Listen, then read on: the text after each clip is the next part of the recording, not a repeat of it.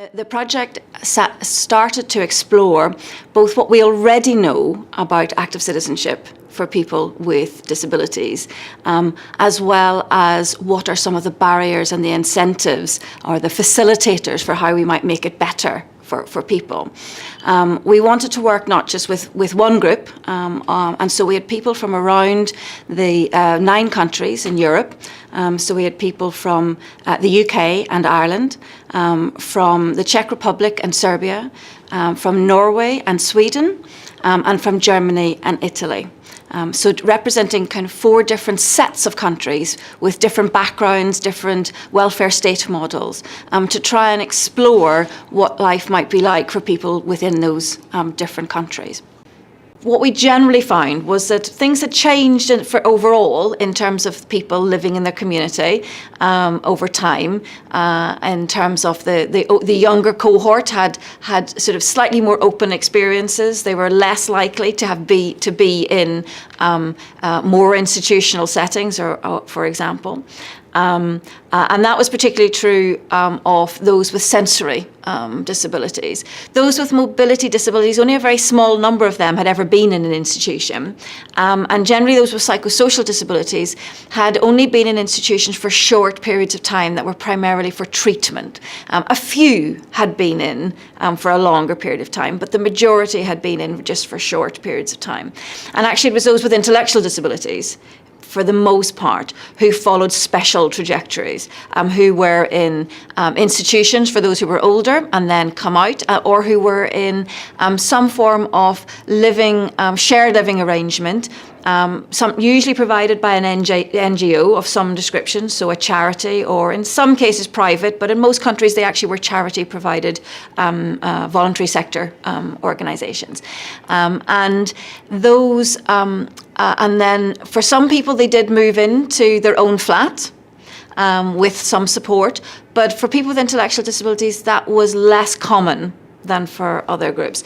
The majority of people who didn't have an intellectual disability were living in their own home, with support coming into their own home, and sometimes on their own, or sometimes with their spouse, with their partner, and sometimes even with their own children.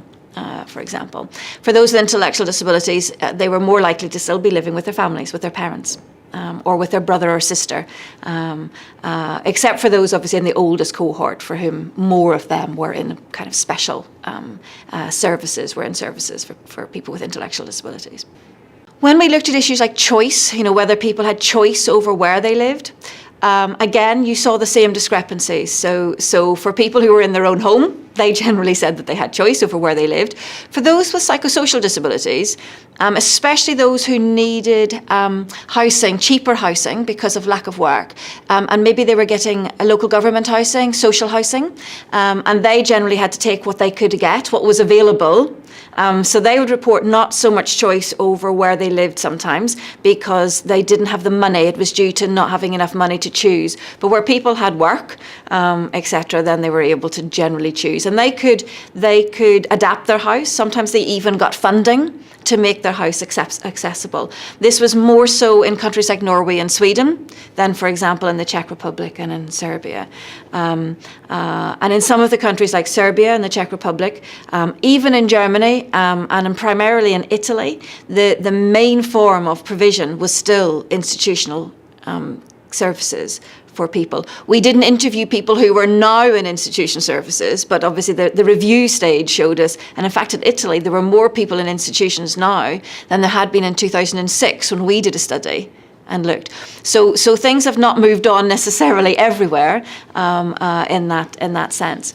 But people generally had, so people reported for the most part, apart from those with intellectual disabilities and those who had problems with financially affording houses, people did report choice over where they lived. And many people reported choice over who they lived with, again, except for the group of people with intellectual disabilities. However, the nature, and in particular, for example, when they got support, was not always in people's gift. So, for example, they would report accepting services that weren't really what they needed or wanted, but was all that was available, or putting up with people coming in to provide their support when it wasn't quite the right time for them, but if they didn't have it at 4 o'clock in the afternoon, then they wouldn't get it. So unless people were employing their own personal assistants and often training them themselves, they didn't have that much choice over the support that they got a lot of the time, in particular when they got support. Quite often they had to fit in. And that was true even in countries like Norway and Sweden, where actually they had much more self-determination overall. And actually choice over support was much rarer in most other countries.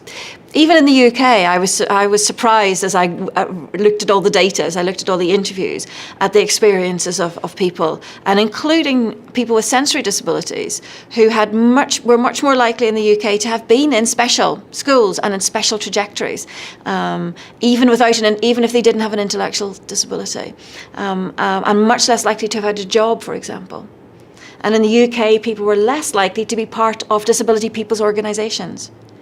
And in general, people did get out and about and they did do things in the community. But again, there was that discrepancy between those with intellectual disabilities and those with other types of disabilities. People with intellectual disabilities were very unlikely to work, to have jobs. It was more common, actually, in places like the Czech Republic, than in the UK, and many people, even in Sweden and Norway, were in kind of sheltered workshops, supported employment, not really supported employment, but actually segregated, sheltered workshop type arrangements. And that was also true of people with some sensory disabilities, and also some people with psychosocial disabilities tended to work in kind of sheltered places, sometimes as a stepping stone, and sometimes because that was all that was available that could be flexible enough around their disability, for example. One of those was a much greater need for coordination at a whole range of levels. So coordination between different levels of government, people not being passed off from one area to another, a coordination between government and service providers, and particular coordination between different disability people's organisations.